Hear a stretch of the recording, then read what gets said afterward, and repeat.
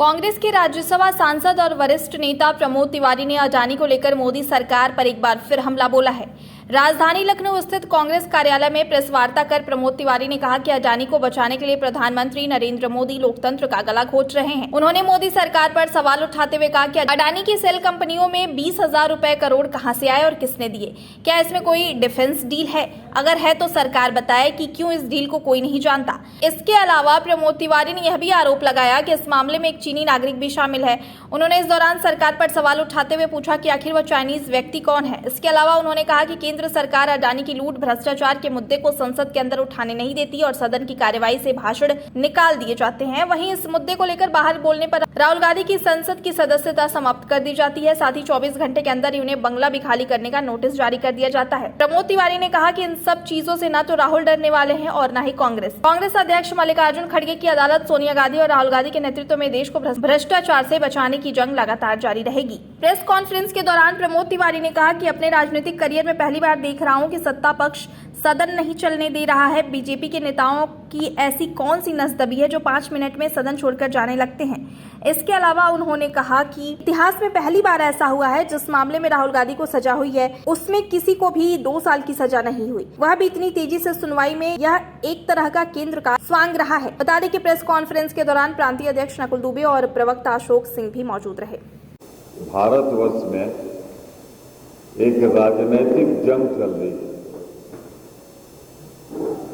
जंग में एक पक्ष है जो एक आदमी जिसका नाम अडानी है उससे देश को लुटवा रहा है और दूसरी तरफ एक आदमी है जो लूट को जनता में जाहिर करना चाहता है, इस लूट को रोकना चाहता है। इस लूट को जो जनता की गाढ़ी कमाई है एक व्यक्ति की तिजोरी में डाली जा रही है। सारे सरकार के संसाधन खोल दिए गए हैं,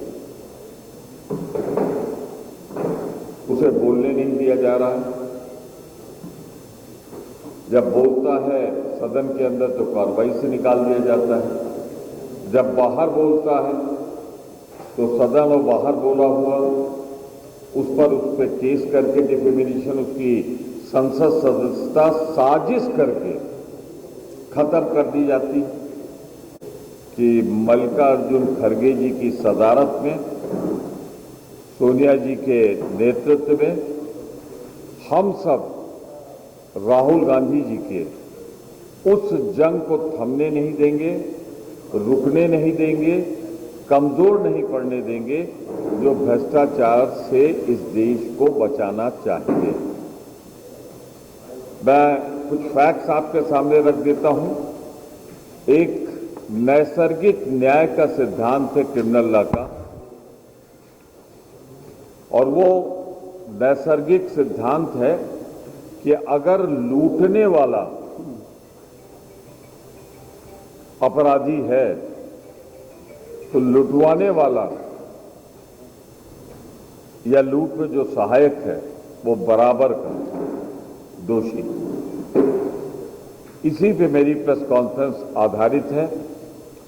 मेरा पहला सवाल है जो राहुल जी ने किया था, जिसके फैक्ट्स और फिगर हमने दिए हैं, कि अडानी की सेल कंपनियों में ये 20,000 करोड़ रुपया या कह दें आप $3 बिलियन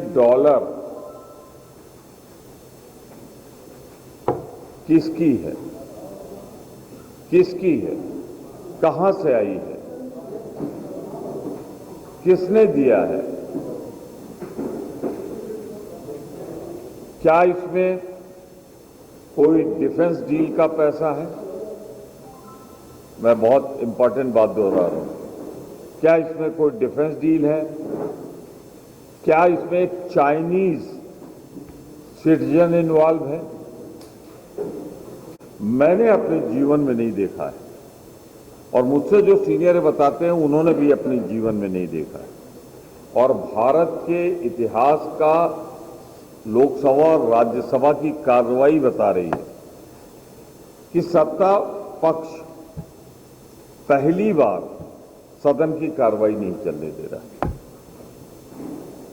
ये तो होता रहा कि विपक्ष में भाजपा रही तो उसने नहीं चलने दी कार्रवाई, कांग्रेस रही उसने नहीं चलने दी, व्यवधान किया।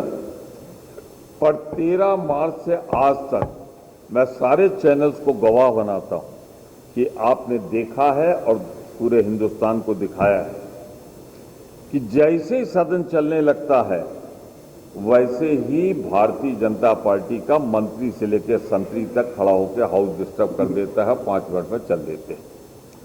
आखिर ऐसा कौन सा नस दबी हुई, ऐसा कौन सा रहस्योद्घाटन हो जाएगा कि अगर 267 में जेपीसी के गठन के लिए कोई बोल लेगा?